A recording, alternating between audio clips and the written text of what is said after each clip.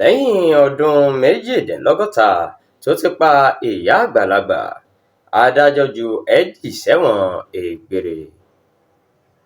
Adájọ́ Bristol Crown Court ti ju ọkùnrin ẹni ọdún méjìléláàádọ́rùn-ún Headley sẹ́wọ̀n gbére lórí ẹ̀sùn pé ó ṣekú pa ìyá àgbà kan lọ́dún mejidinlọgọta sẹ́yìn. Gẹ́gẹ́ bí onídàájọ́ Derek Swetin ṣe sọ nínú ìdájọ́ rẹ̀, ṣe ni Headley wọnú ilé Lusadonin lọ́dún 1967. Ó fipá bá ìyá arúgbó náà sùn, ó sì tún fún un lọ́rùn pa. Adájọ́ yìí ní àwọn ẹ̀rí tó wà níwájú òun ti fi hàn pé àwọn arúgbó ni olùjẹ́jọ́ yìí kúndùn láti máa fi ipá bá lò pọ̀ lọ́dún náà nígbà tó wà ní ẹni ọdún mẹ́rìnlélọ́gbọ̀n.